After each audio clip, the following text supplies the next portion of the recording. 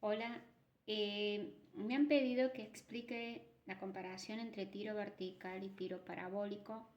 Acá hice un cuadrito comparativo para que estudiemos las características que tiene cada una. Obviamente, el tiro vertical es arrojar un proyectil, una moneda, una pelota, lo que sea, hacia arriba, contra la gravedad. Por eso es que la gravedad de 9,78049, se acuerdan que la unidad es metros sobre segundo al cuadrado, redondeada a 9,8, siempre la vamos a utilizar en forma negativa, porque justamente el tiro vertical arrojado hacia arriba va contra el sentido de la gravedad. Siempre que es arrojado algo hacia arriba, lleva una velocidad inicial distinta de cero. Siempre hay un valor con velocidad cero. Y describe un movimiento MRUA, un movimiento rectilíneo uniformemente acelerado. Las características de este movimiento son que la velocidad máxima la obtiene en el momento del lanzamiento y luego va disminuyendo hasta lograr el máximo de la altura y un tiempo máximo, que es el que tarda en ascender justamente. Pero también se puede calcular un tiempo de vuelo, que sería el tiempo en el que el proyectil se va manteniendo en el aire. Recordar que la gravedad la usamos con valor negativo. Con respecto al tiro parabólico, una parábola es un proyectil, describe una curva y tendría dos etapas: un movimiento horizontal en donde tiene un movimiento rectilíneo uniforme y un movimiento vertical en donde tiene, igual que acá, un movimiento rectilíneo uniformemente acelerado. Y luego el cuerpo va a actuar como si fuera en caída libre, ¿no es cierto? Asciende, se mantiene en el aire en un movimiento horizontal y posteriormente un movimiento vertical en caída libre. Estas explicaciones son teniendo en cuenta de que no hubiese aire, o sea, que no hubiese rozamiento del aire. En el caso del tiro parabólico, la velocidad inicial y la velocidad final son iguales, salvo que la velocidad inicial es de signo positivo y la velocidad final de signo negativo. La velocidad final es cero y ahí comienza la caída. La velocidad final es la considerada cuando logre el punto más alto. Acá yo hice un resumen de fórmulas, primero para las de tiro vertical. Lo usual es que me pregunten por la altura alcanzada durante cierto tiempo. El secreto de resolver problemas en física es leer el enunciado, ir bajando los datos, ver cuál es la pregunta. Por ejemplo, en este caso, cuál es la altura o cuál es la altura máxima o cuál es la velocidad inicial, etc. Y después decidir qué fórmula me va a servir según los datos que me den. Supongamos que a mí me piden altura. Para usar esta fórmula, velocidad inicial por tiempo más un medio de la gravedad por tiempo al cuadrado, tengo que tener obviamente la velocidad inicial y este que es el mismo tiempo.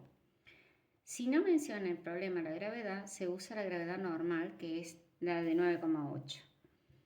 Para calcular la altura máxima se usa negativo velocidad inicial al cuadrado dividido el doble de la gravedad. Recordar que en tiro vertical la gravedad tiene que ir con signo negativo, entonces menos dividido menos se va a acomodar después a positivo. Para calcular la velocidad inicial puedo usar G por T o bien puedo calcular me pueden preguntar cuál es la velocidad final adquirida. Entonces la voy a lograr con la velocidad, también teniendo los datos de velocidad inicial y tiempo con esta fórmula. Recuerden que en el tiro vertical la velocidad final es la que es igual a 0 y siempre me tienen que dar una velocidad inicial con la que se inicia el lanzamiento hacia arriba. Y acá esquematice las fórmulas del tiro parabólico.